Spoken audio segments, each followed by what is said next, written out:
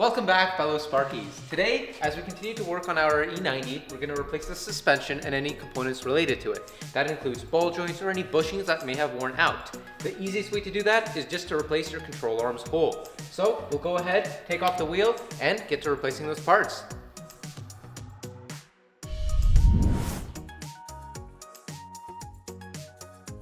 Let's start off by taking off the wheels. With the wheels off and out of the way, we can get the car a little bit further up to get better access. Here we have the lower control arm and the upper control arm.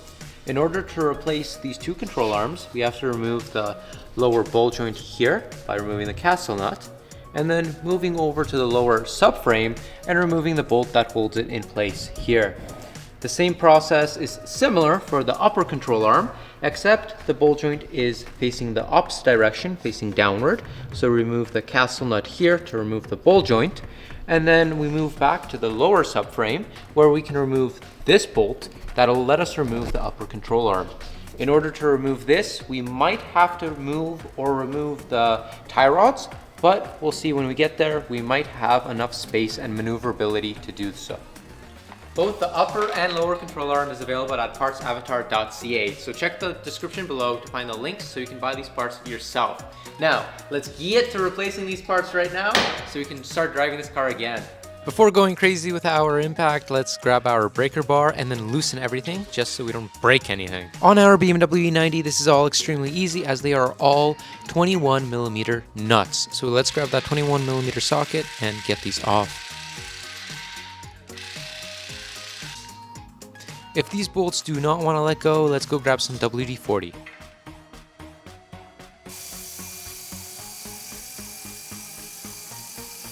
And if that still doesn't work, I think we need to pull out the torch.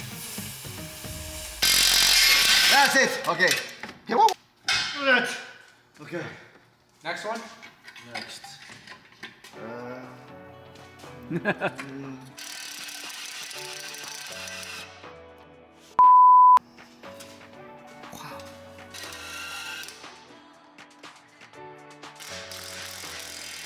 That's it. Come here.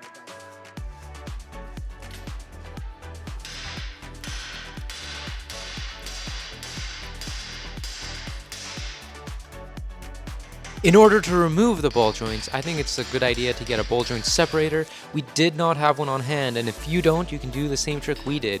We grabbed a hammer and we hammered it all out.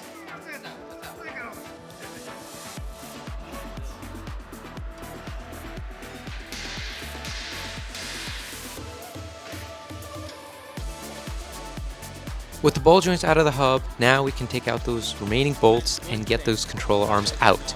The remaining bolts are actually going through the control arms through the bushing, and we'll just have to remove them from holding the nut on one side and pulling out the bolt on the other side. In our case, we actually were swapping out the subframe. Because we're able to show you a clear and crisp image of where these bolts are and how to take them out. But keep in mind, it'll be a little bit tighter with the subframe still in the car and those control arms in place. But as you can see, it's quite easy. One bolt, one nut on each of the upper and lower control arms. With the nuts and bolts out of the way and now loosened out of the subframe, our control arms are still stuck inside. Alright, best thing to do here is to just grab a pry bar. With a pry bar, we can lightly pry it out and get it out. Pushing it back in should be just as easy as you'll see later in the video. What you can do is also just put in a little bit of oil, grease, or something like that, just so it slides in nice and perfect.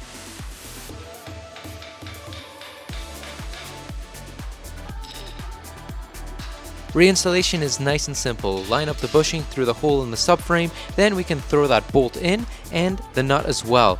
Once that's all in, make sure to tighten it, but not tighten it all the way down until we get the ball joint in.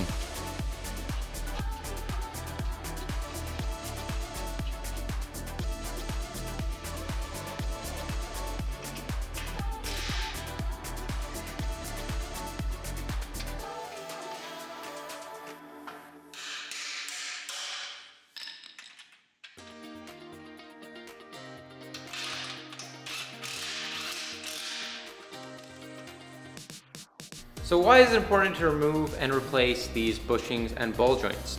Well, starting off with the ball joints, they do tend to wear out over time. They're not as stiff as they should be, and this can lead to problems down the line.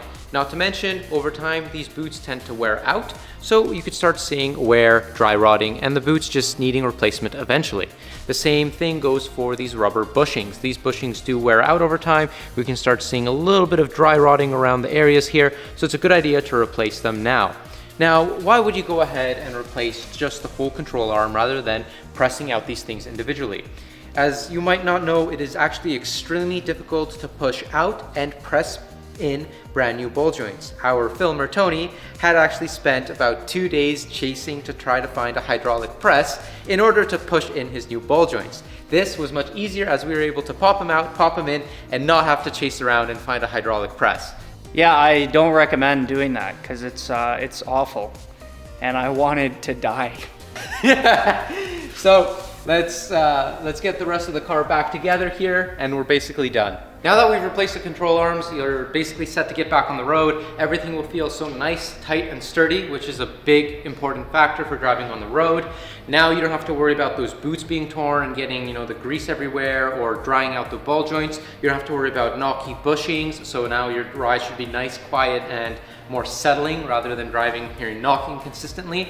And one other thing to keep in mind, and a key factor, if you did touch those tie rod ends in order to replace anything, you might need to go and get an alignment.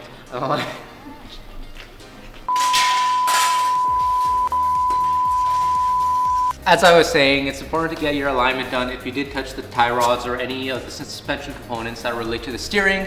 An alignment is important because otherwise, if it's not correctly set up, you might risk, having uneven tire wear and having to replace your tires sooner, and you might have issues with traction or your steering wheel not centered. So if you did touch those components, make sure to go and get an alignment.